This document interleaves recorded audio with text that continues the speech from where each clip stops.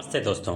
क्या आपने नहीं सुनी? अगर नहीं सुनी तो अपनी कुर्सी की पेटी बांध लो, क्योंकि इंडिया ने एक ऐसा छक्का मारा है कि बॉल सीधा स्टेडियम के बाहर गई है। डेट नोट कर लो, 26 नवंबर 2025। ये वो दिन है जब दुनिया के 74 नेशंस ने मिलकर कहा, बॉस 2030 का कॉमनवेल्थ गेम्स तो इंडिया में ही होना चाहिए। जी हाँ, सही सुना आपने। 2030 में दुनिया के बेस्ट एथलीट्स लंदन या सिडनी की हमारे अहमदाबाद गुजरात में आने वाले हैं। लेकिन दोस्तों, ये सिर्फ एक गेम नहीं है, ये इंडिया की पावर का सबसे बड़ा शो होने वाला है। आज के इस वीडियो में हम जानेंगे आखिर ये कॉमनवेल्थ गेम्स शुरू कैसे हुए, इंडिया ने नाइजीरिया को कैसे हराया, और सबसे बड़ा सवाल, क्या हमारे पास इतने स्टेडियम्स हैं भी या नहीं। चलिए शुरू करते हैं मिशन 2030। तो जरा टाइम मशीन में बैठते हैं और चलते हैं 100 साल पीछे। ईयर था 1930, जगह थी हैमिल्टन का नाम। में आज की तरह कॉमनवेल्थ गेम्स नहीं होते थे। तब इसका नाम था ब्रिटिश अंपायर गेम्स। अंग्रेज जहां जहां राज करते थे उन सब देशों ने को एक साथ लाने का आइडिया था। इसके पीछे दिमाग था एक जर्नलिस्ट का, जिसका नाम था बॉबी रॉबिन्सन। उसने 1928 के ओलंपिक्स में देखा कि लोग आपस में लड़ने के बजाय खेल क्यों नहीं सकते। उसने कहा, चलो एक फ्रेंडली गेम शुरू करते हैं। सबसे पहले कुछ फैक्ट्स जान लेते हैं। पहले गेम्स में सिर्फ 11 कंट्रीज थी, एंड टुडे इस नंबर इज 74। खिलाड़ी कितने थे? सिर्फ 400। आज हजारों आते हैं। और खर्चा सिर्फ approx is less than $1 lakh. आज के हिसाब से यह कुछ भी नहीं है। मजेदार फैक्ट बताऊं, आज हम ओलंपिक्स में फर्स्ट सेकेंड थर्ड आने पर पोडियम खड़े होने वाला स्टैंड देखते हैं ना, उसकी शुरुआत ओलंपिक्स ने नहीं बल्कि कॉमनवेल्थ गेम की थी 1930 में। बाद में ओलंपिक्स ने इसे कॉपी किया। सोचो हमारे गेम्स कितने ट्रेंड सेटर थे। धीरे धीरे नाम बदला, ब्रिटिश अंपायर गेम्स से बना ब्रिटिश कॉमनवेल्थ गेम्स, और अब सिंपल है, कॉमनवेल्थ गेम्स।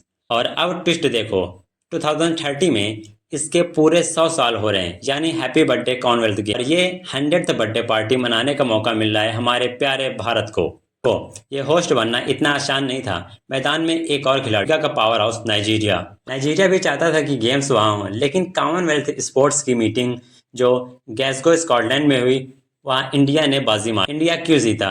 इसके 3 बड़े रीजंस हैं। Reason 1, young power. कॉमनवेल्थ ने पूरी पॉपुलेशन में से आधे से ज्यादा लोग तो अकेले इंडिया में रहते हैं, अप्रॉक्स 140 करोड़ लोग।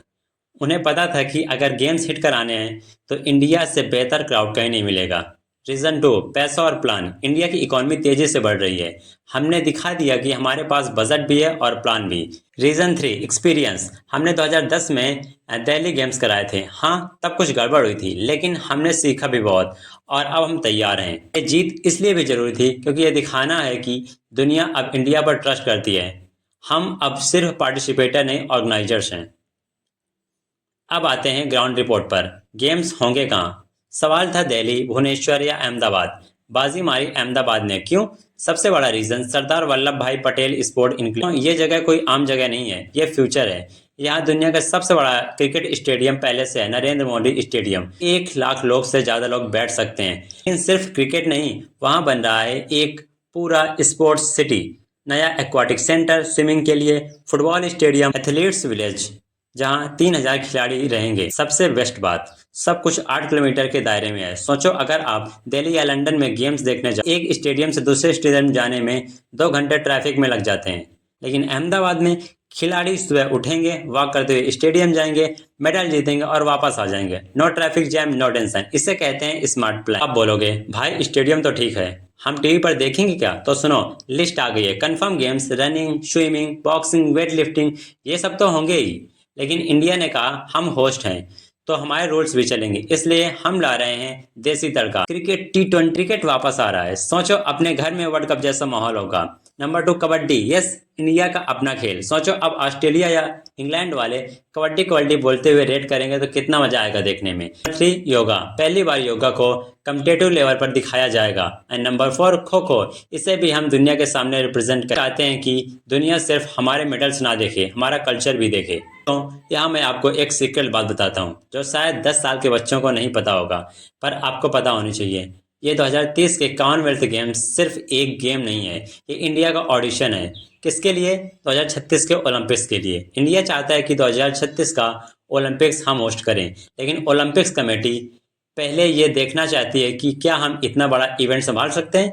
अगर हमने 2030 में अहमदाबाद में धमाका कर दिया तो दुनिया मान जाएगी कि इंडिया बॉस लेवल के लिए तैयार है।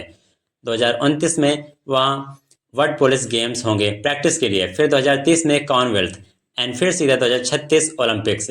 ये है मास्टर प्लान। तो दोस्तों पिक्चर क्लियर है, 2030 आने में अभी 5 साल हैं। अभी 12 साल का है तब तक 17 का होगा, जो 15 का है वो 20 का होगा। क्या पता जो ये वीडियो देख रहा है वो कल अहमदाबाद के स्टेडियम में इंडिया के लिए गोल्ड मेडल ले आए। मौका हम सबके पास है, स्टेडियम बन रहे हैं, प्लान रेडी है, बस एक खिलाड़ियों को तैयार कर प्लान रेडी है, बस अब खिलाड़ियों को तैयार। सारे जहान से अच्छा हिंदुस्तान हमारा।